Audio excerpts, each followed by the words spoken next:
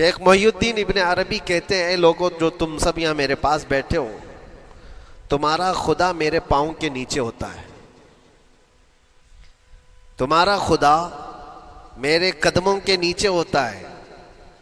رب ذوالجلال قرآن عظیم میں یوں ارشاد فرماتا ہے، اے رسول کیا آپ نے نہیں دیکھا ان لوگوں کو جنہوں نے اپنی خواہشات کو اپنا خدا بنا لیا ہے، اپنی خواہشات کو اپنا معبود بنا لیا ہے، جو وہ چاہتے ہیں اسی کے پیچھے بھاگتے ہیں، اس کی عبادت کرتے ہیں۔ اور اللہ تعالیٰ فرماتا ہے، اے نبی کیا آپ ایسوں کی سفارش کریں گے اور ایسوں کے آپ وکیل بنیں گے جو اپنے خواہشات کے پجاری ہیں؟ اور اللہ فرماتا ہے ان میں سے تو اکثر ایسے ہیں کہ انہیں عقل نہیں ہے، وہ جانوروں سے بھی بدتر ہے، جو اپنے خواہشات کے پیچھے بھاگ رہے ہیں۔ شیخ اعظم سیدنا محی الدین ابن عربی رحمۃ اللہ تعالی علیہ، ان کی کئی چیزیں لوگوں میں ایسی بھی مشہور تھی کہ شیخ محی الدین ابن عربی ایسے ایسے الفاظ بول جاتے ہیں جو شریعت میں ہوتے نہیں ہیں، بہت سارے مسائل ان کے ہیں۔ لیکن ایک بار شیخ محی الدین ابن عربی بیٹھے ہوئے تھے، کرسی پر ہے، سامنے مریدین بھی ہیں، بہت سارے ملنے والے لوگ بھی آئے ہوئے ہیں۔ اسی اثنا میں انہوں نے ایک جملہ ایسا کہا، واقعی اگر آپ کے سامنے بھی ایسی بات آئے تو آپ بپھر جائیں۔ شیخ محی الدین ابن عربی کہتے ہیں، اے لوگوں جو تم سب یہاں میرے پاس بیٹھے ہو، تمہارا خدا میرے پاؤں کے نیچے ہوتا ہے، تمہارا خدا میرے قدموں کے نیچے ہوتا ہے۔ سب ظاہر سی بات ہے، جیسے ایسا جملہ سنا تو اٹھ کر کے لوگ بھاگنا شروع ہو گئے کہ آدمی کافر ہو گیا۔ شیخ اعظم ہیں یہ حضرت محی الدین ابن عربی، جن کی بہت ساری کتابیں ہیں، تصوف میں آپ کا ایک بہت بڑا باب ہے۔ لوگ اٹھ کر کے ادھر سے ادھر چلنے لگ گئے کہ ایسے ایسے جملے بول رہے ہیں، یہ محی الدین ابن عربی کو ہو کیا گیا، خدا پیروں کے نیچے ہوگا، کفریہ جملہ ہے۔ سب تو چلے گئے، دو باقی رہ گئے جو مخصوص مریدین میں سے تھے۔ انہوں نے کہا کہ حضور جو جملے سنے ہم کو بھی کانوں پر یہ وزن لگ رہے ہیں، لیکن کیوں کہا آپ نے ایسا؟ اس کا کچھ معنی ہے؟ آپ جیسے عظیم المرتبت بزرگ سے ایسا جملہ کیسے ممکن ہے؟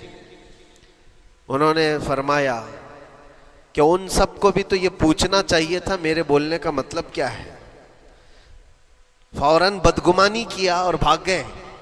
تم دو باقی رہ گئے، میں بتاتا ہوں کہ میں نے یہ جملہ کیوں کہا تھا۔ تو کرسی پر بیٹھے تھے اور چٹائی نیچے بچھی ہوئی تھی یا قالین بچھی ہوئی تھی جس پر لوگ بیٹھے ہوئے تھے۔ آپ نے اپنے ان دو مریدین سے کہا یہ چٹائی اٹھاؤ۔ چٹائی اٹھائی تو دیکھا وہاں پر سونے کے چاندی کے سب سکے رکھے ہوئے تھے جو شیخ محی الدین ابن عربی کے پیروں کے نیچے تھے۔ کہا وہ جتنے آئے تھے وہ اسی کی عبادت کرتے تھے، اس لیے میں نے کہا کہ تمہارا خدا میرے پاؤں کے نیچے ہوتا ہے، وہ خواہشات کے پجاری ہیں۔ میں نے اللہ نہیں کہا، اللہ رب العزت وہ قادر مطلق ہے۔ میں نے کہا جس کی تم عبادت کرتے ہو، جس کو تم خدا بنائے رکھے ہو، وہ میرے پیروں کے نیچے ہوتا ہے۔ اور حقیقت ہے میرے عزیزوں، جنہوں نے خواہشات کے پیچھے بھاگنا شروع کیا، در حقیقت وہ اپنا خدا بنا چکے ہیں ان کو۔ کیا ایسا نہیں ہوتا ہے کہ جو بندہ ضدی طبیعت کا ہوتا ہے، چاہ لیتا ہے کہ یہ مجھے چاہیے تو چاہیے، یہ مجھے چاہیے تو چاہیے، یہ جو ضد ہے اپنی خواہش کو پوری کرنا، یہاں پر کہا گیا ہے کہ وہ اپنی خواہش کی عبادت کر رہا ہے، اس کے پیچھے بھاگ رہا ہے۔ اسی لیے اللہ کے نبی صلی اللہ تعالیٰ علیہ وسلم کی ایک حدیث میں آپ کو سناؤں۔ حضور اکرم صلی اللہ علیہ وسلم ارشاد فرماتے ہیں، لا یؤمن احدکم حتی یکون ہواہ تبعا لما جئت بہ، تم اس وقت تک پورے مومن نہیں ہو سکتے جب تک کہ اپنی خواہشات کو میری مرضی کے مطابق نہیں بنا دو گے۔ حضور کے قدموں میں لا کر اپنی ہر خواہش کو قربان کرنا ہو، یہ نہیں کہ میری چاہت تو ایسی ہے، میں خواہش ایسی رکھتا ہوں لیکن شریعت ایسا کہتی ہے۔ یہ جب ٹکراؤ آیا تو سمجھ لو کہ تمہارے اندر ایمان آیا ہی نہیں ہے، تم مومن نہیں ہو۔ مومن وہ ہے جہاں دنیا کی ساری خواہشات وہ حضور کے قدموں پر قربان کر دیتا ہے، اس کی اپنی کوئی خواہش نہیں ہوتی۔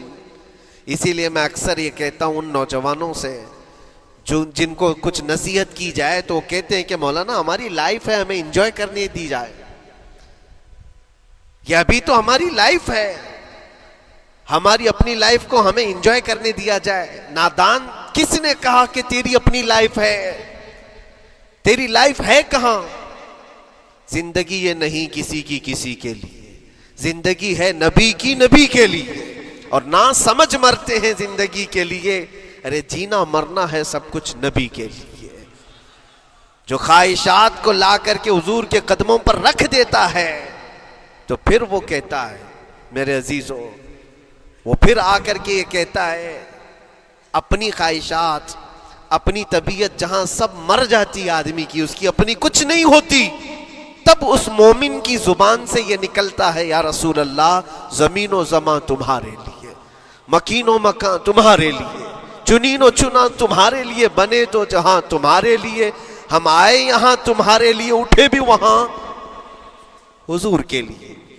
اس کا اپنا کچھ نہیں ہوتا، اپنی خواہش ہوگی تو میں کرتا رہے گا، اور جتنی خواہشات کے پیچھے بھاگتا رہے گا دنیا اس کا پیچھا کبھی نہیں چھوڑتی، اور نہ ہی دنیا اس کو کبھی سیراب ہونے دے گی، کبھی پیٹ بھرنے دے گی ہی نہیں، وہ بھوکا ہی رہے گا، وہ پیاسا ہی رہے گا جو دنیا کے پیچھے بھاگتا ہے۔ ایک مرتبہ سیدنا عبداللہ ابن مسعود رضی اللہ تعالیٰ عنہ غمگین بیٹھے ہوئے تھے، کسی بات کا غم ہوگا، نبی پاک صلی اللہ تعالیٰ علیہ وسلم کا گزر ہو رہا تھا، آپ نے دیکھا، حضرت عبداللہ ابن مسعود سے پوچھا کہ غم کیوں ہے؟